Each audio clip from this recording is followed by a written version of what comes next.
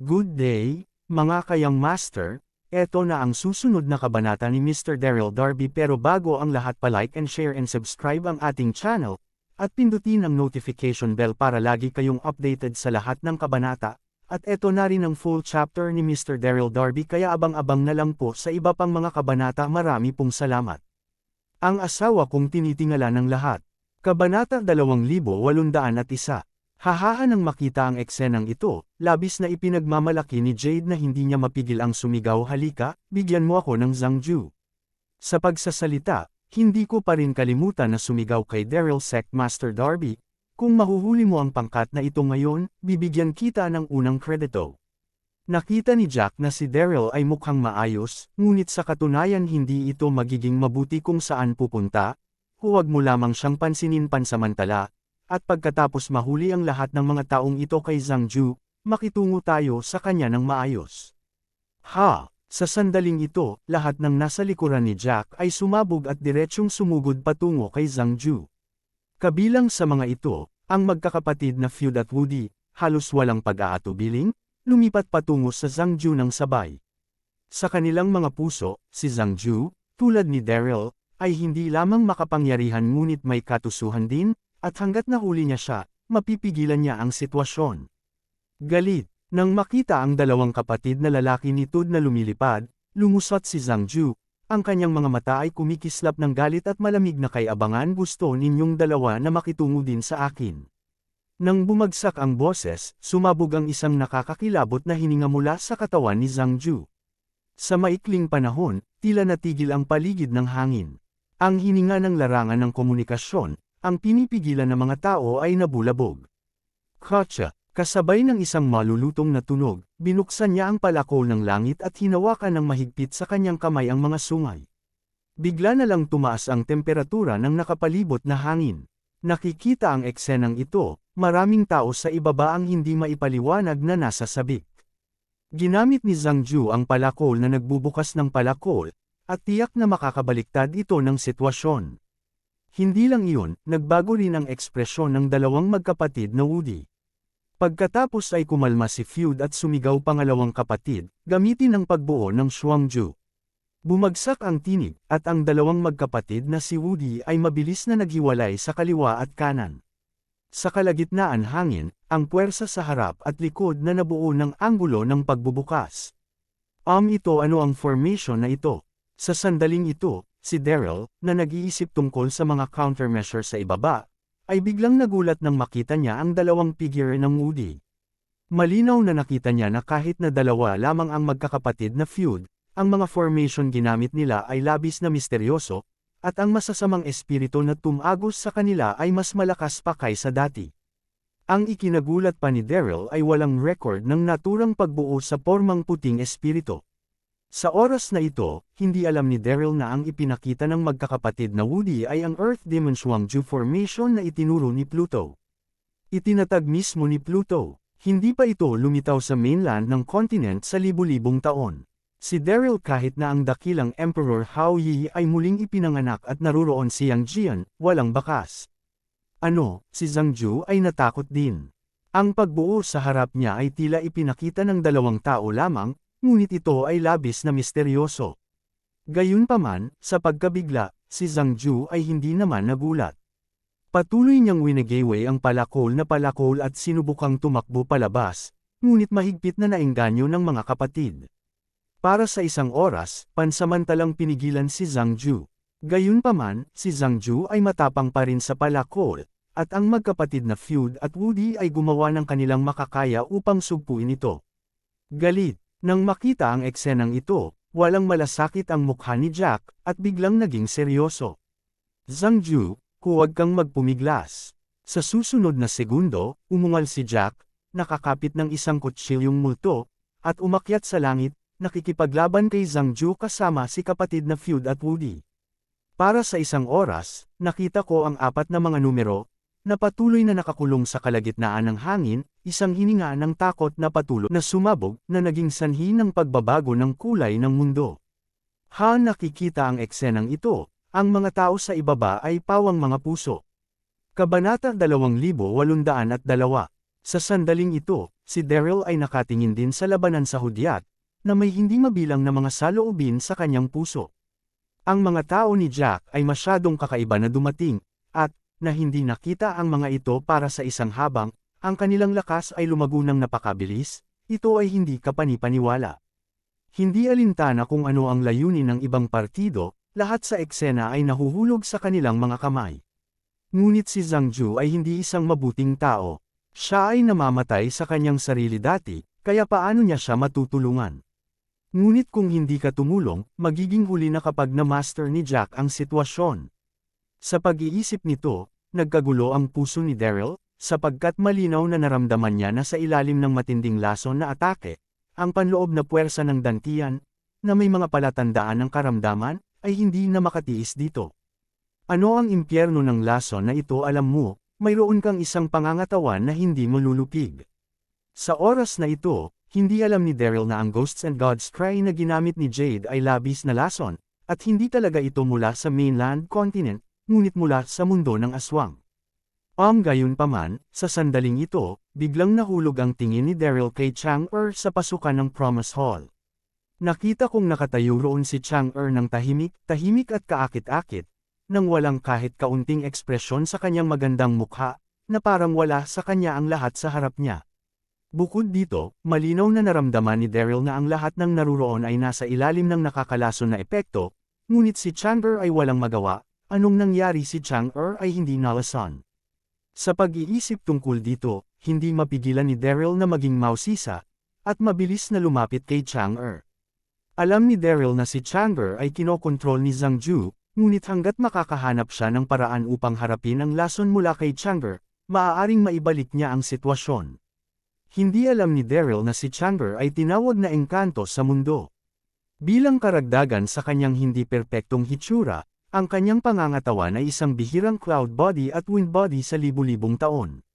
Apektado siya ng kahirapan. Niyang-niyang, hindi nagtagal, pagdating niya, sinabi ni Daryl kay Chang-er, tandaan mo ako gayunpaman, hindi narinig ni Chang-er ang parehong bagay at hindi talaga siya tumugon. Hindi siya tumingin kay Daryl. Matapos makontrol ni Zhang Ju, sinunod lamang ni Chang-er ang mga utos ni Zhang Ju. Nang makita ang eksenang ito, sabik na sabik si Daryl. Sa sandaling ito, nakita ni Zhang Ju, na mabangis na nakikipaglaban sa himpapawid, sa tanawin na ito, nagbago ang kanyang mukha, at hindi siya nag-atubiling sumigaw, patayin mo siya. Nahulog ang boses, at biglang nilok ng tingin ni Chang-er na si Daryl. Kotsa, sa susunod na segundo, na may isang malutong na tunog, isang espada ang lumitaw sa kamay ni Chang-er.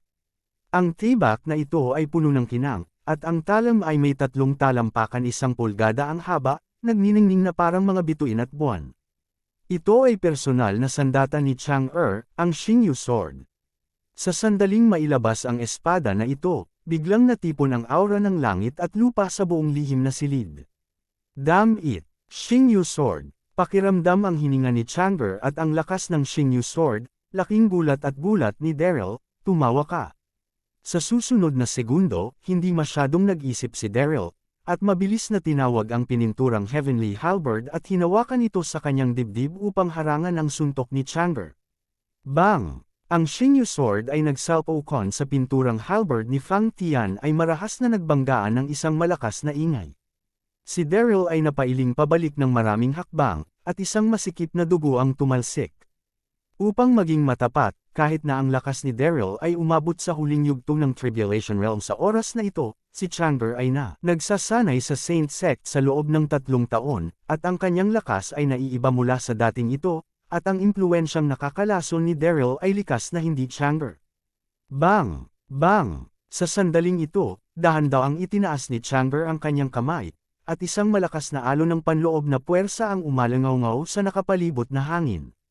Bumaliktad si Xingyu, bahagyang bumukas ang pulang labi ni Chang-er, at 4 na malamig na salita ang dahan-dahang lumabas mula sa kanyang bibig. Ang mga mata ay kumislap sa pagpatay sa hangarin, nang walang kahit kaunting pag-indayog ng mod.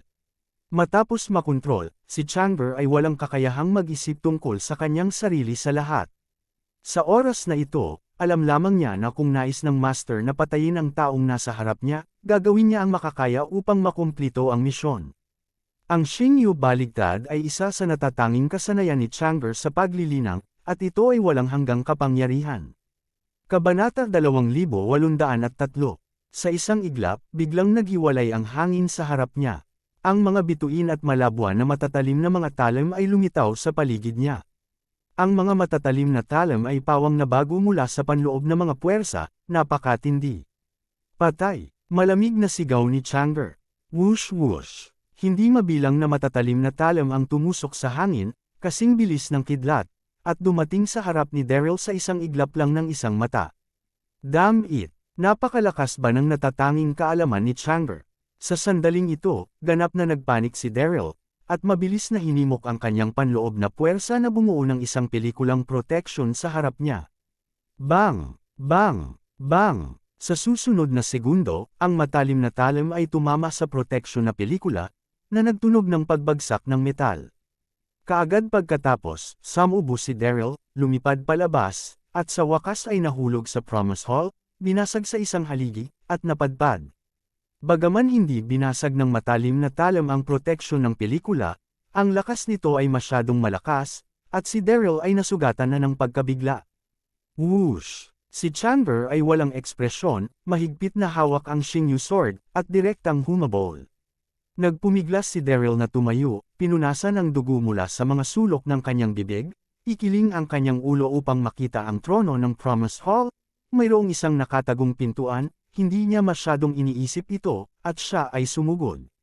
Sa totoo lang, ayaw ni Daryl na makatakas sa sobrang kahihiyan, ngunit hindi niya ito mapigilan. Naapektuhan siya ng lason at hindi niya talaga napalo si Chang'e. Sa isang iglap lang ay sumugod si Daryl sa lihim na pintuan. Hindi nag-atubili si Chang'e, ang kanyang mislan na katawan ay nag-flash at hinabol siya. Tumawag ka, kaagad pagkapasok sa lihim na pinto, natigilan si Daryl nang makita ang eksena sa loob. Nakita kong ito ay isang mahabang undercover na kalsada na direktang patungo sa malaking bundok sa likuran ng lungsod ng Imperial. Malinaw na, nang itayo ang palasyo ng Imperial sa oras na ito ay isang paraan ng pagtakas na espesyal na itinayo upang maiwasan ang mga aksidente na mangyari. Tumawag ka, sa susunod na segundo, nag-react si Daryl, nakita si Chang'e na nakahabol mula sa likuran, bago isipin ito, sumugod siya patungo sa kailaliman ng madilim na lagusan. Cough! Bago tumakbo ng ilang mga hakbang, nakita niya ang isang madilim na anino sa harap niya. Si Daryl ay hindi talaga makapag-react, at hinampos niya ito, hinampos ang kanyang mukha hanggang sa langit. Oh, sampin mo ito. Ang itim na anino ay tinamaan din ng malakas, at naupo sa lupa, nagmumura, alin sa walang mata pagkatapos, tumingin siya kay Daryl. Itinaas din ni Daryl ang kanyang mga mata at tumingin sa kanya, nakaharap sa kanya ang Zubaji. Sa sandaling ito, nang makita ang mukha ng kabilang partido, nagulat at natuwa si Daryl. Ang taong nasa harapan niya ay si Zubaji, ngunit wala siyang nakagawian na hitsura, ngunit sa halip ay basahan, marumi at kakilakilabot. Fuck! Sa sandaling ito, nagulat din si Zubaji, at tumawa si Daryl. Kapatid Zu, bakit ka nandito? Nagtataka na tanong ni Daryl. Ito napakamot ng ulo si Zubaji na may isang kahihiyan huwag banggitin, hindi yun ang basahan ni Zhang Ju. Matapos mahuli ni Zhang Ju dati, si Zubaji ay nakakulong hanggang sa ang Korte Suprema ay gaganapin. Sa panahong iyon, si Zubaji ay inilipat sa bilangguan ng North Mona Palace. Kalahating oras na ang nakalilipas, si Zubaji ay nakatakas ng tahimik ng hindi napansin. Nakulong siya sa North Mona Palace ng libu-libong taon. Pamilyar na siya sa kapaligiran ng palasyo. Mabilis niyang natagpuan ang lihim na daanan na ito, ngunit hindi nagtagal pumasok siya. Nasagasaan ko si Daryl. Habang nagsasalita siya, narinig niya ang isang tunog ng mga yabag sa likuran niya, at pagkatapos ay isang manipis na figure ang lumitaw sa linya ng paningin. Si Chang'e ang humabol sa kanya. Chang'e pagkakita kay Chang'e, nanigas ang katawan ni Zubaji at damilat bigla ang mga mata. Sa sandaling ito, nakita din ni Chang'e si Zubaji, ngunit wala ni kaunting pagbabago-bago sa kanyang mukha, at mabilis niyang nailak ulit si Daryl. Kabanata 2804. Sa sandaling ito, sabik na sabik si Daryl. Pagkatapos nito, gagawin kong mag-ingat si Zubaji. Emperor Chang'e, Gayunman, bago magsalita si Daryl, tumayo na si Zubaji, lumakad ng 2 hakbang, at nakangiting sinabi kay Chandler. Ay, hindi ko inaasahan na makita siya ng matagal, siya ay pa rin kaakit-akit. Kapag pinag-uusapan ito, si Zubaji ay tumingin sa taas at baba sa Chandler, mukhang lasing. Sa totoo lang, napansin din ni Zubaji na mayroong mali kay Chandler, ngunit ipinanganak siyang may pagnanasa, at nang makita niya ang magandang mukha ni Chandler, hindi niya mapigil ang magtanong ng ilang salita. Damn it! Nang makita ang eksenang ito, pawis na pawis si Daryl, at kasabay nito ay hindi siya makatawa o umiyak. Ang Zubaji na ito ay talagang matapang, kailan ito, hindi ko pa rin nakakalimutan na asarin si Chandler. Ha, gayunpaman, sa sandaling ito, ang kagandahang mukha ni Chandler ay malamig, walang pag-aatubili, inalag niya ang gitnang mahabang taybak, at direktang nakatutok patungo kay Daryl. Napakabilis ni Chandler, at nakita ang isang flash ng malamig na ilaw, at ang mahabang taybak ay dumating sa harap ni Daryl sa isang iglap ng isang mata. Damn it! Nang makita ang eksenang ito, laking gulat ni Zubaji. Ano ang nangyayari, hindi ba't nasa magandang relasyon sina Daryl at Chandler? Noong nakaraan, tinulungan ni Daryl si Chandler na iwasan ang paghabol ni Yang Jian, at kalaunan ay dinala siya sa Saint Sect, paano siya magiging tulad ng isang kaaway sa ngayon? Gawin ito nang walang sinasabi, nagbago rin ang ekspresyon ni Daryl, wala siyang masyadong naiisip, at mabilis na umiwas pa atras. Ha! Kahit na mabilis na nag-react si Daryl, gumawa pa rin ng butas ang Xingyu sword sa balikat, tumulo ang dugo sandali. Kapatid Daryl, ano ang problema sa sandaling ito? Nagreaksyon si Zubaji at hindi mapigil ang sumigaw. Narinig ko dati na nagpunta ka sa Saint Sect upang ilayo si Chandler ng pilit, at mayroon kang masamang intensyon sa kanya, maaaring ito talaga. Oo, kahit na si Zubaji ay nabilanggo ni Zhang Ju sa panahong ito, sa kanyang karunungan at nakarinig pa rin siya ng maraming balita mula sa mga gwardya ng bilangguan. Sa oras na ito, naisip ni Zubaji na nilapastangan ni Daryl si Chandler, kaya kikilos si Chandler sa kanya. Narinig ito, ang mukha ni Daryl ay namula at nahihiya. Sa sumunod na segundo, sinabi ni Daryl na natigilan. Kapatid Zu, naniniwala ka ba sa chismis iyon si Zhang Ju na sadyang sinisiraan ako habang nagpapaliwanag? Iniwasan ni Daryl ang pag-atake ni Chandler. Gayunpaman, ang daanan na ito ay masyadong makitid at hindi makakalayo. Kasabay nito, naramdaman ni Daryl na ang lason na kanyang nalanghap ay mas mabilis na kumakalat sa kanyang katawan, at hindi na niya ito mahawakan. Sa ilalim ng pangyayaring ito, ang bilis ni Daryl ay naging mas bagal at lalo na ang pagharap sa pananakit ni Chandler, lalo siyang nagalit. Napakamot sa ulo si Zubaji, at napangiti ng nakahiya. Dahil sa naisip ko ng marami, alam kong ang kapatid ko ay hindi ganoong klaseng tao. Ngunit bakit ka pinatay ni Chandler? Kinontrol siya ni Zhang Ju. Mabilis na tumugon si Daryl. Narinig ito, laking gulat ng puso ni Zubaji. Matapos maingat na mapagmasdan si Chandler, nalaman niyang may mali kay Chandler sa harap niya, malamig ang kanyang maagap na mukha. Sa pagkabigla, si Zubaji ay malapit na upang huminto upang pigilan siya, ngunit pagkatapos na malak ng masyadong mahaba, ang kanyang panloob na lakas ay hindi ganap na nakabawi, at si Chandler ay sumabog sa lahat ng kanyang lakas, at ang Xingyu sword ay napakatalim. Hindi man lang makalapit si Zubaji, anong gagawin nang makita na si Daryl ay lalong napahiya at malapit nang mamatay sa ilalim ng espada ni Chandler, labis na balisa si Zubaji. Ang susunod na segundo, si Zubaji ay nagpaglipat, biglang nagkaroon ng isang ideya, na itinuro sa Chandler at sumigaw. Bakit ang Universal na Bureau, Mainland Continent, ay sino ang nakakaalam sabihin ang mga ito? Sa oras na iyon, itinaas ni Zubaji ang kanyang puso sa kanyang lalamunan, palaging binibigyang pansin ang mga pagbabago sa ekspresyon ni Chandler. Kabanata 2805. Nang sabay, ang puso ni Zubaji ay nagdarasal, dapat gamitin para sa trabaho kabom. Narinig ang mga salitang ito, nanginginig ang katawan ni Chandler, at tumayo siyang bigla, na may kaunting pagkalito sa kanyang magandang mukha, at pagkatapos ay sumimangot siya, na parang may naaalala siya. Damn it! Nang makita ang eksenang ito, natigilan si Daryl. Ano ang nangyayari? Bakit nabasa ni Zubaji ang ilang mga tula upang huminto si Chandler sa paggalaw? Sa oras na ito, hindi alam ni Daryl na nabasa na ni Zuboji ang mga tula, na dating isinulat ni Howie the Great para kay Chang'e. Nang si Howie lamang ang emperador, naramdaman niya ito isang araw, sa harap ng sibil at mga opisyal ng militar, sumulat siya ng isang tula ng pag-ibig para kay Chang'e, at si Zuboji ay nandoon din sa oras na iyon. Kahit na si Zuboji ay naging mapagmahal at palaging sakam sa nakamamanghang kagandahan ni Chang'e, alam din niya na si Chang'e ay may malalim na pagmamahal kay Howie, kahit na kontrolado siya ng iba, basta basahin niya ang mga tulang ginawa ni Howie, siguradong makakaapekto ito sa kanyang panloob na damdamin. Gayunpaman, ang Chang'e ay ginamit ni Zhang Ju upang makuha ang kaluluwa. Bagaman siya ay inspirasyon ng mga alaala sa oras na ito, hindi pa niya ganap na nagising. Makalipas ang ilang segundo, nakita ko ang magandang katawan ni Chang'e na nanginginig bigla, parang sobrang sakit. Mabilis. Pagkakita sa eksenang ito, hindi mapigilan ni Zuboji na sumigaw. Sa oras na ito, kapatid Daryl, pigilan mo siya. Nang marinig ito, mukhang nahihiya si Daryl. Paano ako Chang'e ay kinokontrol ni Zhang Ju? Hindi ko alam kung anong pamamaraan ang ginamit para sa kasalukuyan.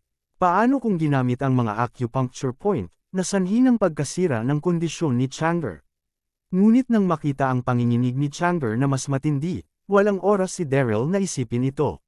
Sumugod siya kaagad sa pagngisi ng kanyang mga ngipin at niyakap si Chang'e sa kanyang mga braso, his.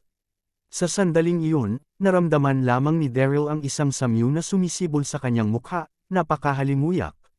Sino ang humiling sa iyo na yakapin siya? Nagmamadali na tinapakan ni Zuboji ang mga paa. Ito ang Diyosa sa kanyang panaginip, na talagang niyakap ni Daryl. Walang magawa si Daryl, hindi ko pa napag-alaman ang sitwasyon niya. Wala nang ibang paraan nang hindi ko siya hinahawakan. Let me see, ungol ni Zuboji at lumakad. Nang dumating si Zuboji at tinitingnan ni Chang'e mukha, ako pagpunta. Ito ay tila na maging isang walang tapos na pamamaraan na iyon ay kontrolado ng mga tao. Kaluluwa labas, sa paraang Zhang Ju ni ay hindi kailanman ginagamit sa harap ng bago ang mundo, kaya hindi naintindihan ni Zuboji kung ano ang ibig sabihin sa oras na ito, ngunit masasabi rin niya na si Chang'e ay kinokontrol ng iba. May solusyon ba? Tanong ni Daryl na pawis habang hawak si Chang'e. Pagkatapos niya ng pagsasalita, naramdaman ni Daryl ang isang nakamamatay na aura sa kanyang mga braso, ikiling ang kanyang ulo upang tumingin, at sinalubong ang nakakahiyang mga mata ni Chang'e. Naya niyang, gising ka na ba? Tuwang-tuwa si Daryl, at kasabay nito ay binitawan niya ang kanyang kamay. Nabigla, pagkahulog ng boses, tinaas ni Chang'e ang kanyang kamay at sinampal ang mukha ni Daryl ng isang mabangis na sampal. Daryl, ikaw matapang ka. Ang magandang mukha ni Chang'e ay pulang-pula, at hindi niya mapigil ang hindi samubo. Sa parehong oras, hindi ko nakalimutan ang sulyap kay Zuboji, na labis na tuliro. Ang marangal na engkantada ng mundo ay talagang hawak ni Daryl sa kanyang mga braso. Bakit nandito rin si Zuboji? Oo, matino si Chang'e sa oras na ito, ngunit wala siyang alam sa nangyari kanina. Alam lang ni Chang'e na pagkatapos siya mahuli ng peking Daryl, nakilala niya si Zhang Ju, at pagkatapos ay hindi niya alam anumang bagay. Tinakpan ni Daryl ang kanyang mukha, umiyak ng walang luha. Anong uri ng bagay ito? Pinilit kong yakapin si Chang'e, ngunit sinampal ako. Sa pag-iisip nito, ngumiti ng mapait si Daryl. Ikaw ay kinontrol ni Zhang Ju. Hinahabol mo ako ngayon. Kung hindi kita hawakan, sinaksak ka sana ng kamatayan. At ano ang ginawa sa iyo ni Zhang Ju? Kabanata 2806. Nang sinabi niya ito, mukhang sabik na sabik si Daryl.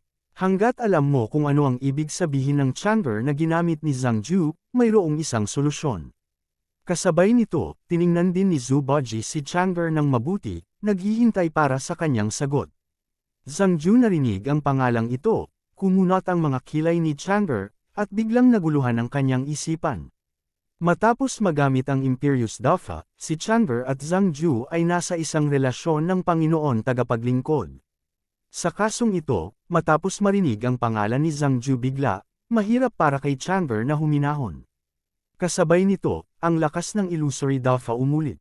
Hindi nagtagal, nagpalabas ng isang masakit na daing si Chang'e, nanginginig muli ang kanyang katawan, at ang kanyang mga mata ay nanlamig at buwang muli. Nang makita ang eksenang ito, nagulat si Daryl, at sabay nagalit. Anong pamamaraan ang ginamit ni Zhang Ju?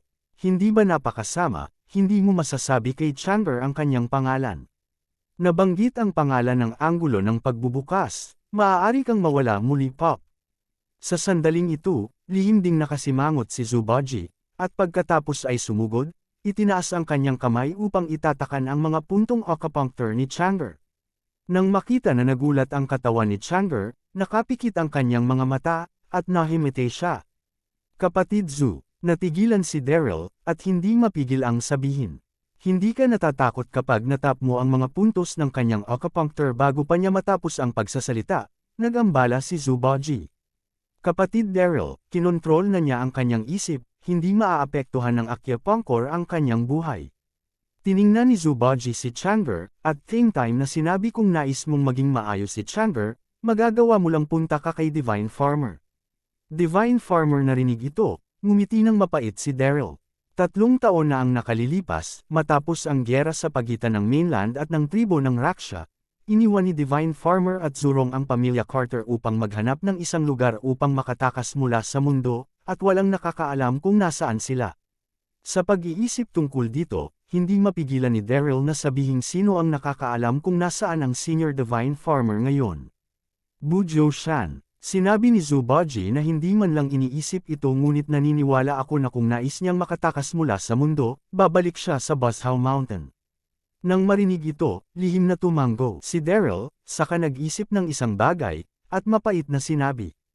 Kaya lang masyadong malaki ang Zhou-shan, natatakot akong maging mahirap, hanapin ang Senior Divine Farmer. Matapos magsalita, sinabi ni Daryl kay Zubaji kapatid Zu, kunin mo si Chandler upang hanapin si Divine Farmer, hindi ako makaalis sa ngayon. Hindi mapigilan ni Daryl na tumingin sa huling pangungusap. Sumulyap sa direksyon na dumating. Hindi ko alam kung anong nangyari sa Promise Hall. Bagaman si Zhang Ju ay hindi karapat-dapat sa pakikiramay, na si Queen Silong, Yezi at ang iba pa ay nakulong, at hindi lamang mapanood silang mahulog sa mga kamay ni Jack. Okay. Pagkakita ng seryosong tingin ni Daryl, tumango si Zubaji. Sa oras na ito, hindi alam ni Zubaji kung ano ang nangyari, ngunit alam niya si Daryl, at nais ni Daryl na manatili, natural na mayroong kanyang dahilan. Sa susunod na segundo, hindi nagsalita si Zubaji ng kalokohan, dinampot si Chandler, at lumakad patungo sa dulo ng daanan. Tumawag ka. Pinapanood ang paglayo ni Zubaji, huminga ng malalim si Daryl, umupo na naka-crossleg sa lupa, at sinimulang tanggalin ang lason sa kanyang katawan. Sa sandaling ito, narito ang Promise Hall. Nagpatuloy ang mabangis na labanan.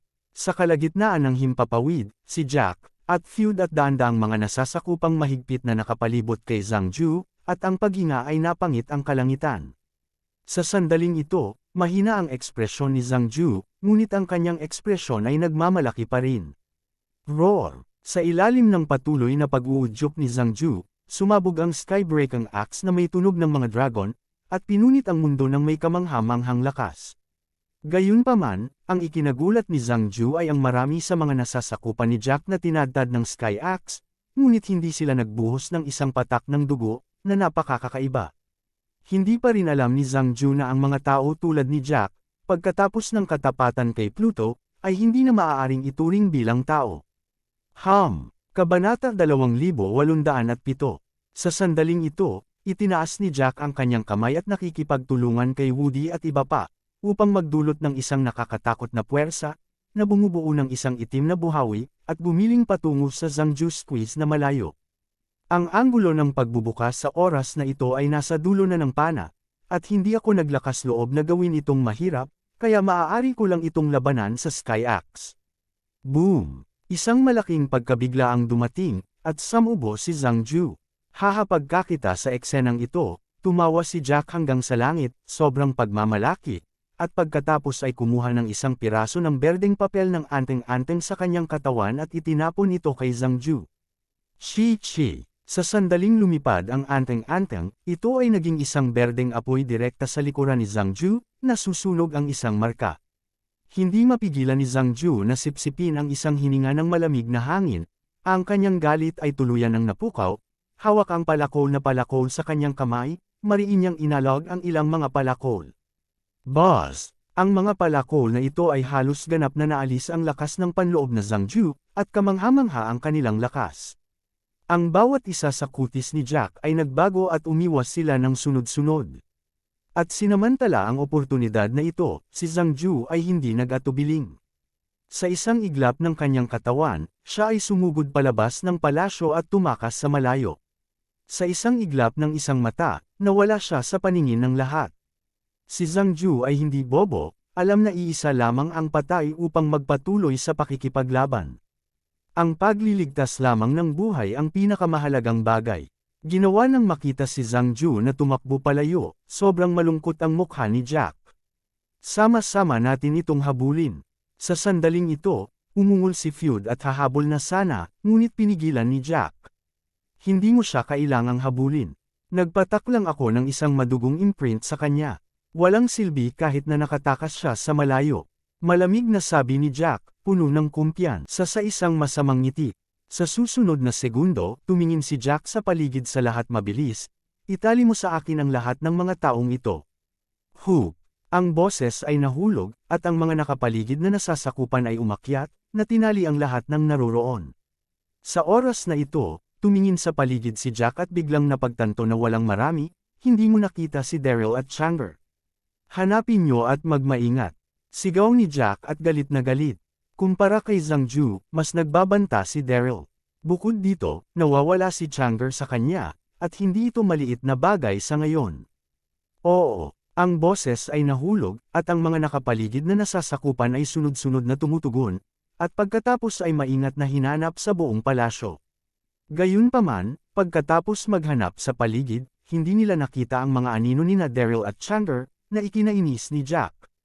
Nang makita ang oras na iyon ay tumatakbo na, at kailangan niyang bumalik sa Pluto, kumaway si Jack sa kanyang kamay.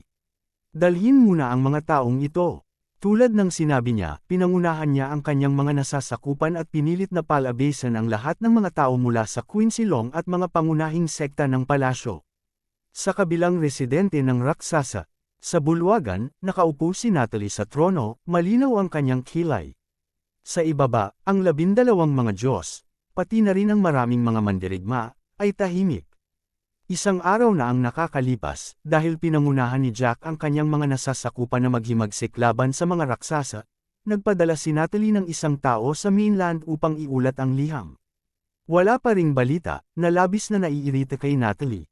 Queen sa sandaling ito, isang mandirigma ang mabilis na pumasok sa labas ng pintuan, na may isang komplikadong ekspresyon, at sinabi kay Natalie. May isang babae mula sa mainland na humiling na makita siya, na inaangkin na siya ay maliit na kapatid ni Daryl. Please come in. Natalie flashed her eyes at mabilis na sinabi. Nang bumagsak ang boses, nagmamadaling lumabas ang mandirigma, at di nagtagal ay pumasok na may isang payat na figure, ito ay si Sarah. Ilang araw na ang nakakalipas, si Sarah at Daryl ay sabay na nagtungo sa Holy Mountain. Sa oras na iyon, hiniling siya ni Daryl na maghintay sa bundok. Bilang isang resulta, naghintay si Sarah ng halos buong araw at hindi nakita si Daryl na bumababa upang hanapin. Sa halip, mayroong isang kilusang nakikipaglaban mula sa gate ng bundok ng Holy Mountain. Pagkatapos ang buong Holy Mountain Gate ay nasa ilalim ng batas militar. Limitado ang lakas ni Sarah, kaya't hindi niya napilitang umakyat, kaya't lihim niyang nagtanong tungkol sa balita, ngunit nang marinig na ninakawan ni Daryl si Chandler, nagpunta siya sa North Mona Palace upang gumawa ng kaguluhan. Bagaman si Sarah ay alam na alam niya si Daryl at alam na hindi siya ganoong tao. Gayunpaman, nawala si Daryl, hindi siya matagpuan ng Sarah sa ngayon, at ang buong Geoshow continent ay hinatulan sina Daryl at Elysium. Sa desperasyon, si Sarah ay kailangang pumunta sa angkan ng Raksasa para sa tulong. Kabanata 2808. Ito ay naging Miss Carter. Pagkakita kay Sarah, ngumiti ng mahina bakit biglang dumating ang aking pamilya Raksasa kamahalan na reyna. Kinagat ni Sarah, siya pinindot ang kanyang mga labi at sabik na sabik ako ang aking nakatatandang kapatid ay naka-frame, at humihingi din ako ng tulong sa reyna. Sinabi niya, at sinabi ng detalyado kung ano ang nangyari sa nakaraang mga araw. Ano nang malaman ang sitwasyon, nagulat ang malambot na katawan ni Natalie, at hindi niya mapigil ang tumayo, galit na galit ang kanyang mukha. Nais ni Zhang Ju na mangibabaw sa mainland, at i-frame pa rin si Daryl tumanggo si Sara, iniisip kung ano ang Zhang Ju nagawa. Ang pag-uugali ay napakasama ng loob, tumawag ka. Nagmuni-muni sandali si Natalie, at pagkatapos ay tumingin sa paligid. Mahal na mga mandirigma, ang mayroon ang aming raksasa clan ngayon, si Daryl ay nag-ambag ng maraming kontribusyon, at ngayon ay nasa problema siya, hindi lamang natin ito papansinin, ipasaan. Aking utos, magpadala kaagad ng mga tropa, at tumulong.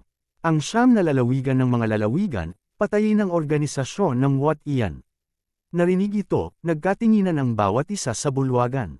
Sa susunod na segundo, isang mahiwagang mandirigma ang lumabas at hindi mapigil ang sabihin. Queen, si Daryl ay na-frame ni Zhang Ju, usapin din ito ng mainland ng continent.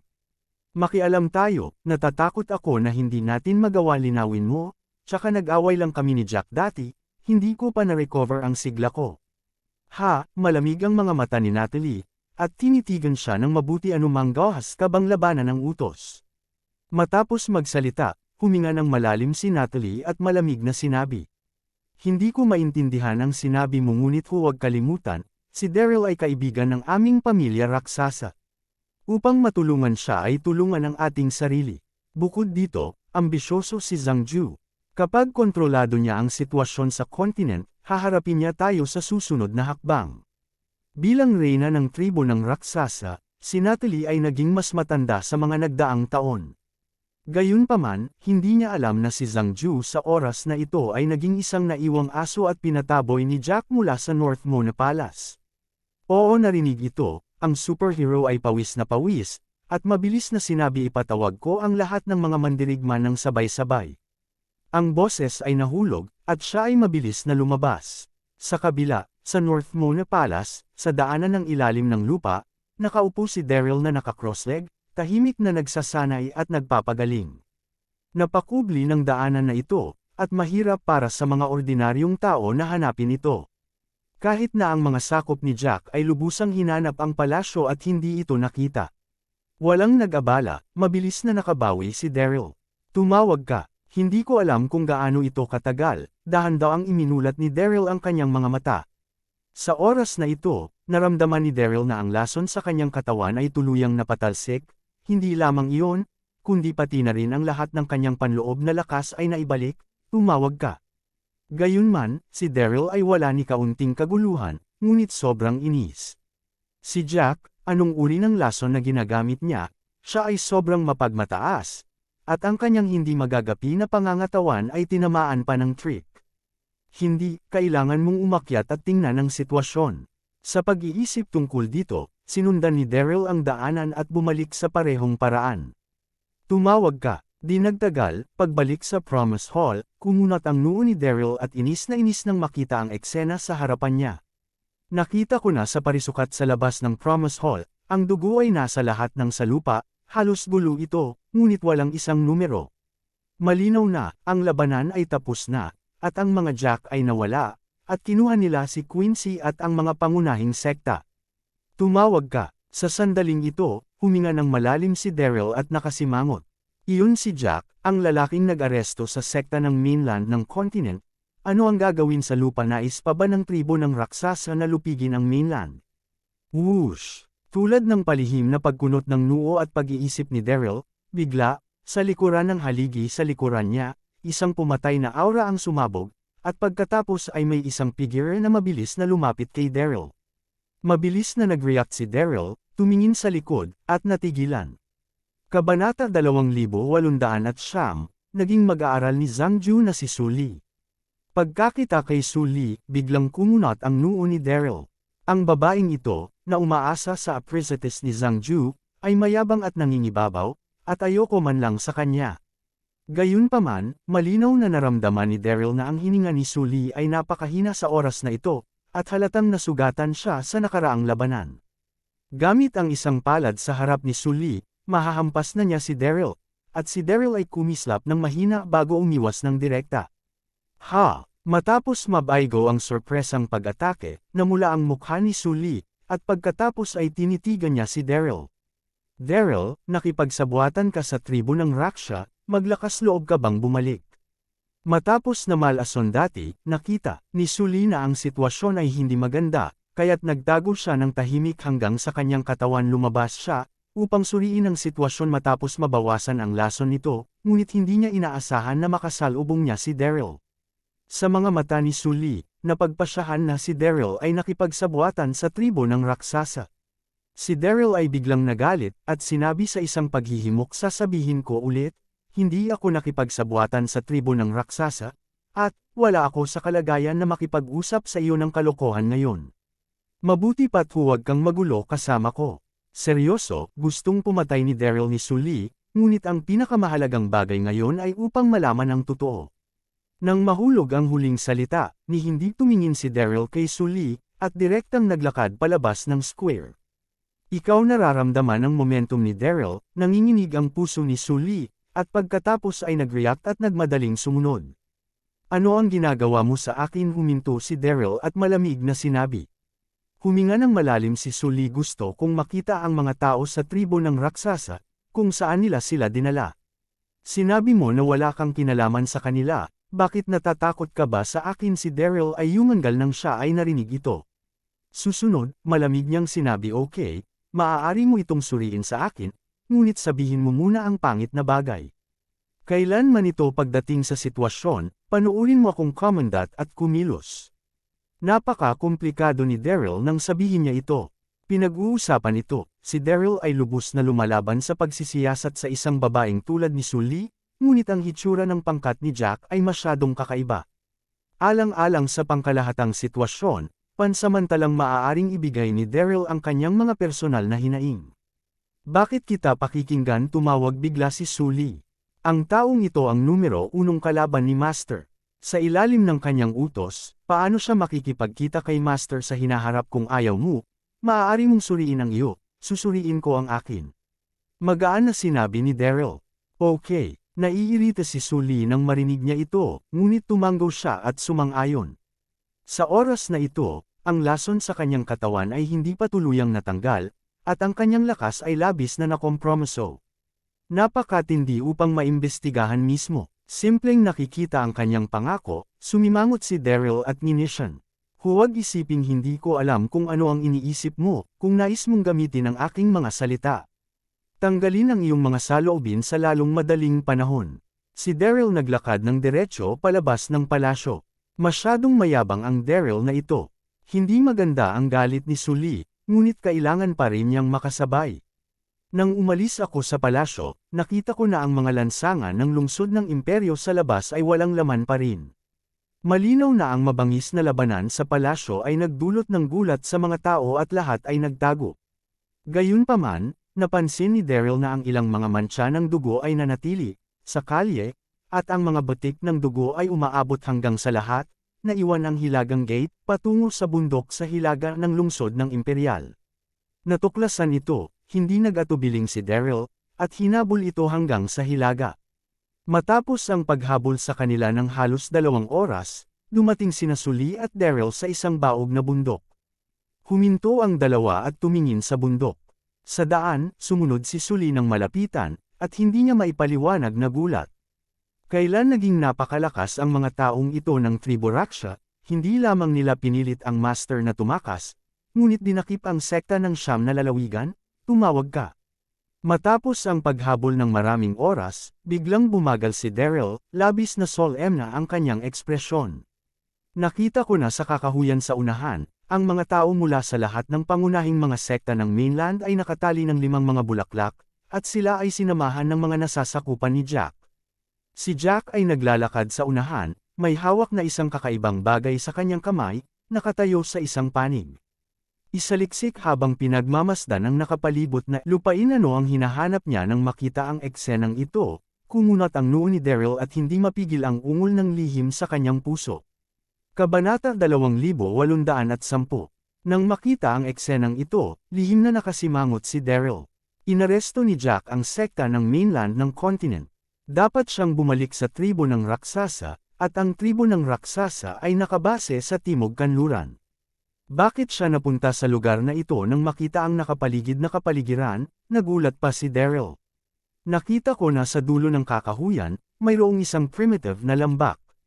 Ang lambak ay natatakpan ng mga bangin na mataas sa tatlong panig.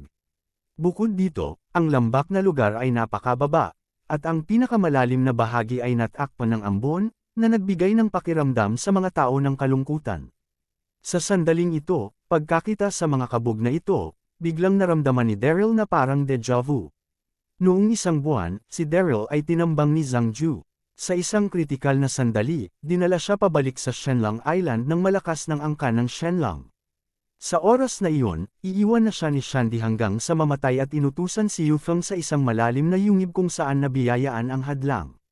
Malinaw na naalala ni Daryl na ang malalim na yungib ay nagbigay sa kanya ng panginginig noong panahong iyon, at ang malalim na hininga ng lambak, sa harap niya ay tila kapareho ng malalim na yungib sa Shenlang Island.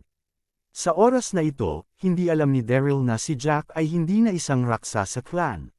Sa oras na ito, dinala niya ang lahat ng mga tao mula sa siyam na mga lalawigan na sekta at pumunta sa libis na ito upang makapasok sa kalsada upang akayin ang kaluluwa. Mayroong higit sa isang paraan upang manguna sa mga kaluluwang nakatago sa Jiusho Continent, at may isang pasukan sa lambak sa harap mo. Daryl tulad ng pag-iisip ng lihim ni Daryl, biglang hindi mapigilan ni Sully ngunit sinabi. Ang mga tribong raksasa na ito ay talagang galit, hindi ba kayo nagmamadali at nagligtas ng mga tao? Sinabi ni Sully, mukha ay balisa, at sa parehong oras siya ay isang maliit na medyo coquettish. Sa kanyang paningin, isang bagay na siyempre para kay Daryl na magpakita upang iligtas ang mga tao. Pagkatapos ng lahat, siya ay ang sect master ng Elysium Gate. I-save ang mga tao, tumawa si Daryl at hindi mapigil ang magbalita ang ibang partido ay napakalakas, paano ko ito may save ng mag-isa? Namula ang mukha ni Sully nang marinig niya ito, at sumagot siya sa palagay ko ayaw mong i-save. Sinabi mo na wala kang kinalaman sa mga tribong raksasa na ito, ngunit ngayon naabutan namin sila, ngunit natatakot ka kaina hinala ka talaga. Sa palagay ko kasama mo sila, tama sa sandaling iyon, biglang nagalit si Daryl, at malamig na sinabi huwag kang sumama sa ganitong paraan. Kung nais mong iligtas ang mga tao, pumunta at magtipid. Huwag isiping hindi ko alam kung ano ang iniisip mo. Ang iyong Master Zhang Ju sa wakas ay nag-set up ng isang malaking sitwasyon. Ang isang kataas-taasang komperensya ay nilikha, at tila ito ay matagumpay, ngunit ito ay nawasak ng mga tribo ng raksasa na ito at ngayon, maraming tao mula sa iyong samahang walang batas ang naaresto. Kung hindi ka galit, sisisihin mo ako tulad ng sinabi niya.